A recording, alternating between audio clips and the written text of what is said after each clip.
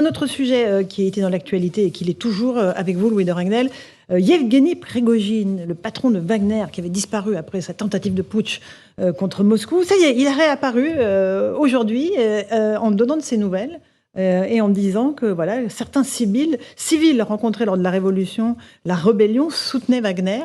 Et aussi, il y a ce prisme africain sur lequel Wagner va continuer à travailler, c'est bien cela ? Oui, exactement. Alors, le fond du sujet, ce que dit Yevgeny Prigojine, c'est qu'en fait, s'il a voulu faire cette marche vers Moscou, c'est parce que l'armée russe était en train de mettre fin en fait au contrat de Wagner, et il évoque, alors on n'est pas obligé de le croire, il explique qu'au 1er juillet prochain, eh bien, Wagner allait disparaître. Mais en réalité, on n'est vraiment pas obligé de le croire.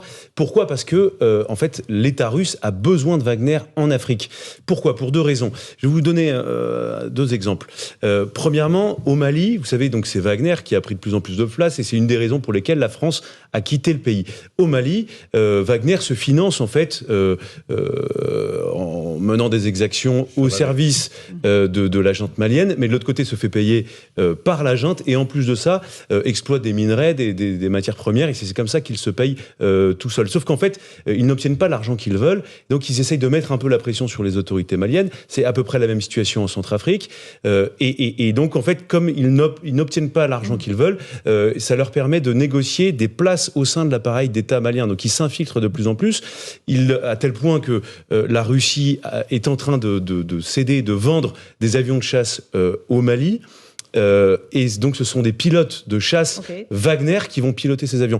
La Russie a tout intérêt à ce que Wagner reste en place. Et la deuxième raison, c'est parce que en fait, si Wagner disparaît, c'est l'influence russe en Afrique qui disparaît complètement. Et ça, pour le coup, hors de question. La Russie ne peut pas dire qu'elle se fait de l'ingérence dans les. Exactement. Et c'est une des raisons d'ailleurs pour lesquelles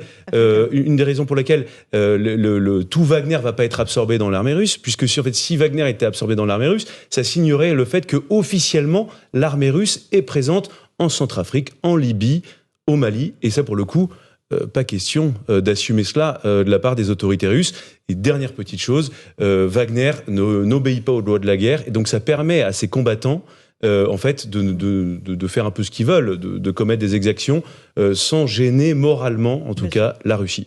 François Pupponi, cette tentative de putsch ratée. C'est plus de mutinerie. Mutinerie, oui, voilà. Ça sous-entend qu'il y a des généraux. Et là, il n'y avait pas de généraux. Au sein de l'appareil d'État, ça sous-entend qu'il y a des gens qui sont tombés. C'est un fin tacticien militaire, mais c'est un fin tacticien politique. Hein. Parce qu'en fait, il a mis la pression à Poutine, qui a eu peur, pour avoir immédiatement dit « on arrête là, il n'y aura pas de poursuite, retournez, vous inquiétez pas, ça se passera bien ». Parce que quelqu'un qui dit « moi, je monte à Moscou, je prends telle ville, j'en prends une deuxième et j'attaque Moscou », s'il n'est pas arrêté immédiatement pour sédition en disant c'est pas possible, non, Poutine a cédé. Voilà. Donc il a montré la fragilité de Poutine. Il a sauvé, je pense, son groupe Wagner, puisque la Russie va être obligée, pour les raisons que vous avez expliquées, et Lavrov, le ministre des Affaires étrangères, donc, vient de dire bien sûr, Wagner va continuer son activité en Afrique. Donc il a tout gagné, et il a montré aussi à l'Occident que Poutine était fragile et que Poutine ne pouvait pas se passer de lui. D'accord. C'est plutôt aussi, Éric Revel, peut-être un règlement de compte entre deux mafieux quasiment. On a le sentiment que ce serait comme ça. Il ne faut jamais oublier que le patron de Wagner, c'est Poutine qui l'a mis en selle. On l'appelait le chef cuisinier. Vous savez, c'était le type qui avait quasiment le monopole de la restauration scolaire en Russie. Donc il a fait fortune. Il était très proche de Poutine. C'est un type absolument abject, Prigojine. Hein. Il a dit qu'il tuait à coups de masse certains de ses opposants. Je ne sais pas si vous voyez le personnage. Bon, mais attention, là j'ai vu que les sanctions pénales ne sont pas levées contre Prigojine. Non, ce qui est incroyable, si vous voulez, c'est la rapidité avec laquelle tout ça s'est fait, la façon dont il a obtenu apparemment l'exil en Bélarussie, alors que Loukachenko, c'est quand même l'inféodé total à Poutine. Moi, je ne serais pas super à l'aise d'être sous la patte du tigre Loukachenko, vous voyez, avec Poutine qui peut lui dire quoi faire de moi du jour au lendemain, vous voyez. Donc tout ça est quand même extravagant, incroyable. Et peut-être qu'en réalité, il faut céder sur une chose, c'est dire qu'on ne sait pas, en fait, ce qui s'est réellement passé. Qu'est-ce qu'il a obtenu réellement, Evgeny Prigojine ? On ne sait pas. La tête du chef d'état-major russe, en tout cas pas pour le moment. Shoigu et Gerasimov, qui l'un et l'autre ont fait des sorties respectives aujourd'hui pour montrer qu'ils n'avaient pas été sanctionnés et que Poutine donc n'avait pas cédé aux demandes de Prigojine. Ce qui est intéressant aussi, ce à quoi on a assisté ce week-end, c'est l'emballement médiatique sur le thème Poutine va tomber. Ça y est, ils sont à quelques kilomètres de Moscou, les chars de Wagner. Ça révèle un certain nombre de failles quand même. Alors moi, ça a vacillé. Je pense qu'effectivement, il avançait sur Moscou. C'est pas l'armée qui l'a arrêté.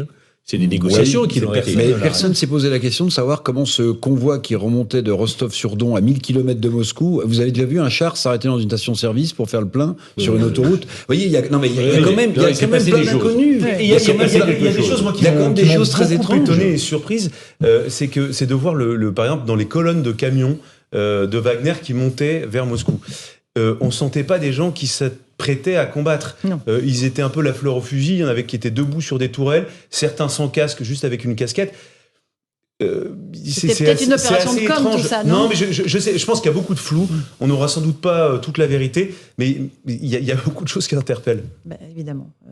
Dernier mot là-dessus, Eric. Ouais, il y avait un très joli livre il y a très très longtemps, puisque Poutine a fait un parallèle avec 1917. C'est incroyable, parce que ça veut dire qu'il se met dans la position du tsar. Mais je ne sais pas si vous vous souvenez, c'est un journaliste américain qui s'appelait John Reed, qui a suivi la révolution russe en 1917, qui a suivi le train plombé de Lénine.